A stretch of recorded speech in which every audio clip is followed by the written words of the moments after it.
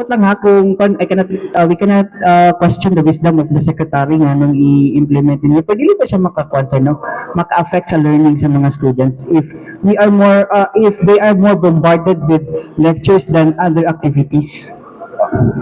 Okay, first and foremost, this is not only the thinking of one person.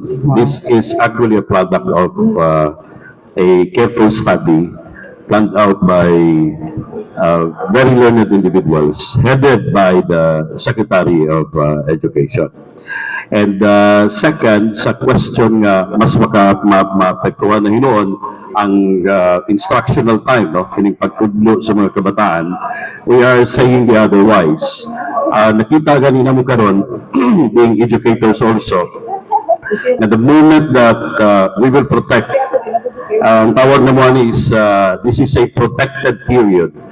We will protect the so-called instructional block, kining oras para sa mga bata o mga magtutudlo, dili makawang ang panahon sa pagkaton nila. In fact, kabalo ko daghan mo singga akani, we are now even implementing this very new instruction about the use of cell phones. Bawal na, ginaw ang katawhan, bawal na ang paggamit og cellular phone sulod sa panahon nga dunay klaseng ipahiluna ang ato ang mga eskwelahan. Kini mga higala, doon natin gipagawas nga kamanduan ang Department of Education guidelines on ensuring a safe and motivating learning environment.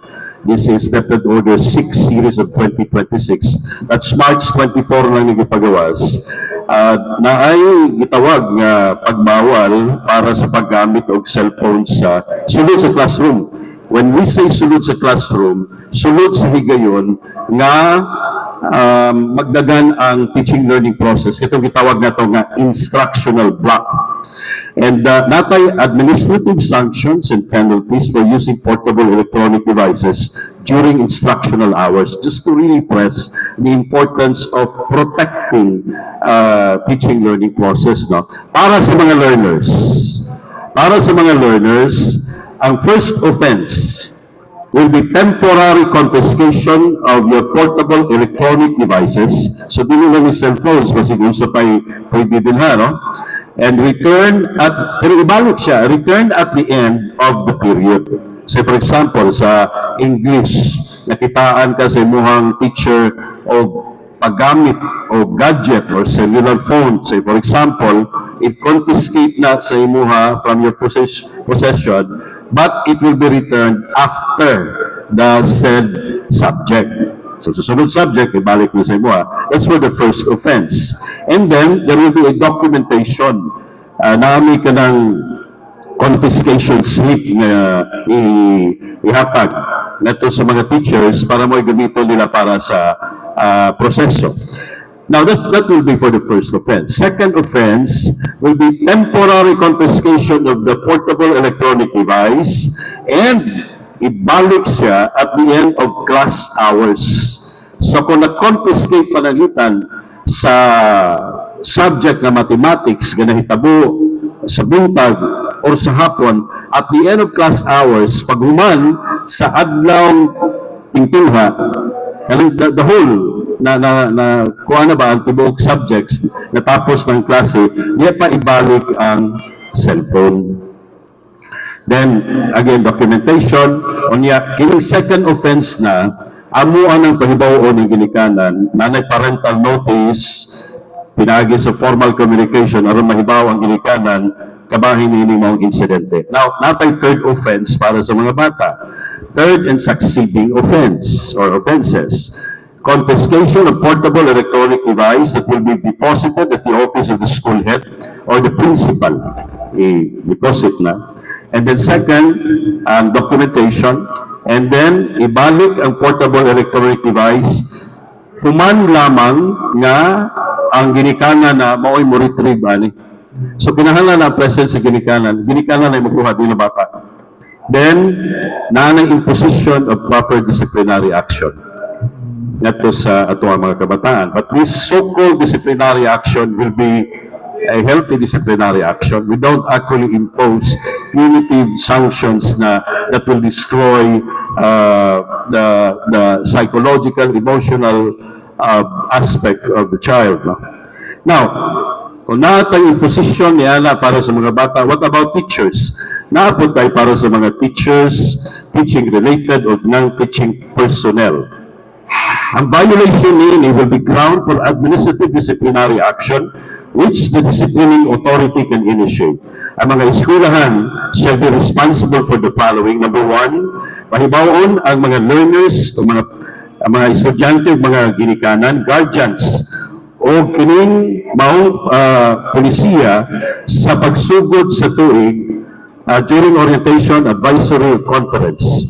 I-implementa ang makaangayon nga technical or organizational measures to ensure the security and confidentiality of the learners, personally identifiable information, prevent unauthorized use, access, or disclosure, and ensure that the personally identifiable information is used solely for the stated purpose. And then, ang mga eskwelahan shall encourage the parents, legal guardians to manage the learner's responsible use of portable electronic device. Labaw na po ng mga teachers, bawal na po sa ilaha, sometimes nagpudlo, nga magamit o cellphone or any gadget. Pero after class hours, after the subject, pwede kayo. Karon ang pangutana, i-confiscate ba sa school ang talang cellphone o gadget samtang wa pa magsugod ng klase? Wala na gimension sa ato ang polisiya. Napaghihapon siya sa posisyon sa mga bata o sa mga magtutudlo. Ang paggamit lang during those period nga gibawal ang kinahanglan dili mahitabo. So pasabot ani wala dili na pwede ma-content ang wala may mga teachers nga dapat maka-content sa ilahang klase. Diba? Like Naabot ni kanunay pahimango sa to mga magtutudlo kay ang kanunay rason is naga-TikTok man ni sir, naga-content man ni sir during our vacant period.